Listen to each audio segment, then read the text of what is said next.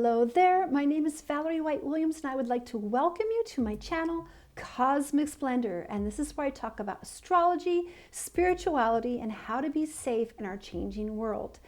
What I'm talking about today is the moon in the first house.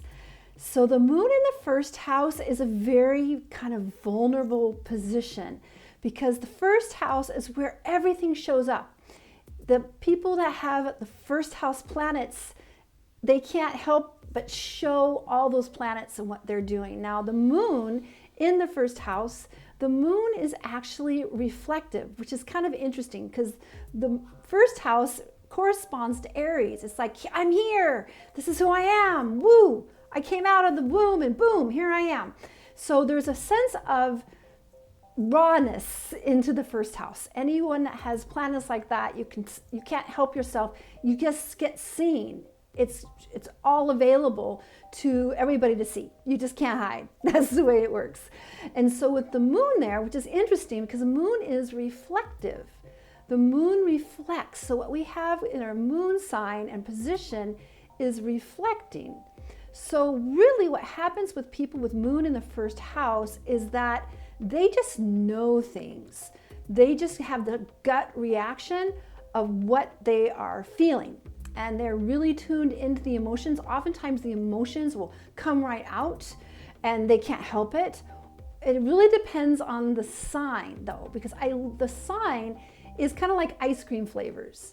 The sign, I think society oversimplifies the sun sign and the signs, but it's really the house position. That's the roadmap. So the first house people, they just, with moon, they're just reflecting what comes up. So they're usually very intuitive. They have psychic hunches. Sometimes they're not going to tell you about it, really depending on the sign of the house. But that is also their mastery, things that come easy, and how they comfort themselves. So the moon is all about those things. And so again, it's going to be really different depending on the sign.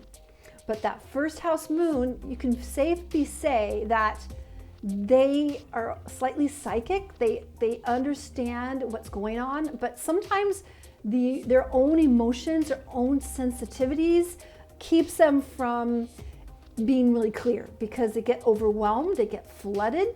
They get flooded with sensations, and sometimes it's really hard for them to communicate it. Again, it really depends on the sign that the moon is in.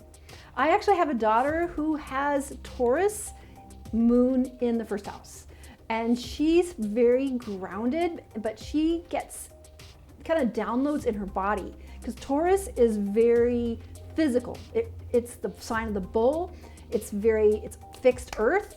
And so sometimes she just has this intuition that she feels physically and she doesn't feel right. She goes, I don't feel right. This doesn't feel right to me.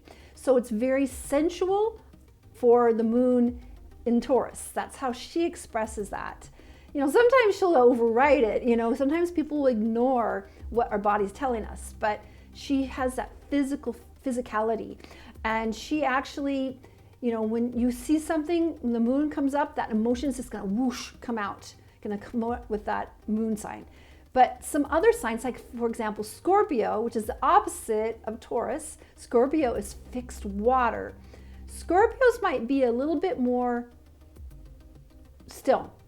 They will have that, but they might be more secretive about it. They might feel that intuitive connection, but they might be cautious about how they're going to express it. And here's another example, Gemini on the first house will probably be more talkative. They'll feel this emotion, they'll feel the psychic energy that they're picking up on, and they'll probably be more talkative. They'll just talk a bit more about it. And let's do another one. Let's do Virgo. So Virgo in the first house will be more likely to be analytical. So they might get that sensation, but they will want to maybe do something with it, like organize something or make some choices as far as developing structure. So let's talk about the other part of the mastery. So again, they're really connected to their intuition, usually, unless there's some other things going on. And so they feel things in the moment and they naturally tune in to what's going on. Now, with also, it's the mastery, but we also have the comfort.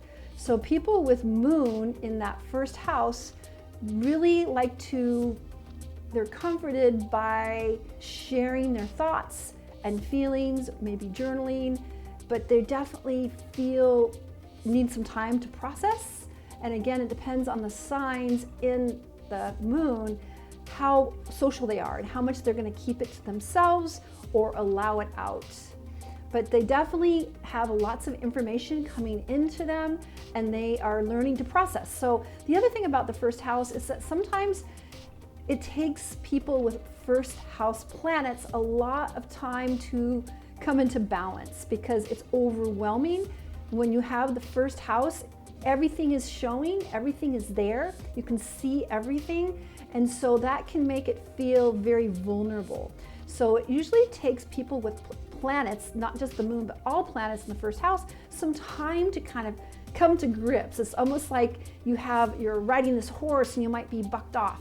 And so it can take a while for people with many planets in the first house to kind of get a handle of what they've taken on, because again, everything is right there. Those people, they can't lie. They're not very good liars, because it just shows up with them and they can't really turn it off. They can get those instant messages and then it comes out and they really can't keep it away. And then other people can see it too. It's almost like a window. The first house is like a window to the soul, and you can't put curtains over it. It just comes out.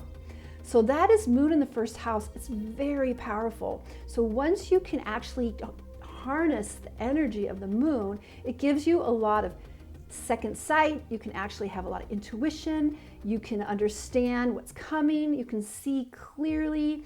It just takes a while to kind of balance all that stuff. But that is what they came here to do, to balance, kind of this active but reactive force in the moon in the first house. All right, you moon in the first house people, does this resonate with you? I would love to hear about it in the comments below. And I also want to let you know that I have a free group called Creative Soul Alignment, which is a great group of people. This group is about creativity and spirituality, and I post a lot of my videos. We have really people from all over the world coming into that site and sharing artwork and all kinds of creativity and spirituality, which is astrology, because here's the deal. We are here to be creators. We are here to create, and we have the power to experience the divine when we are creating.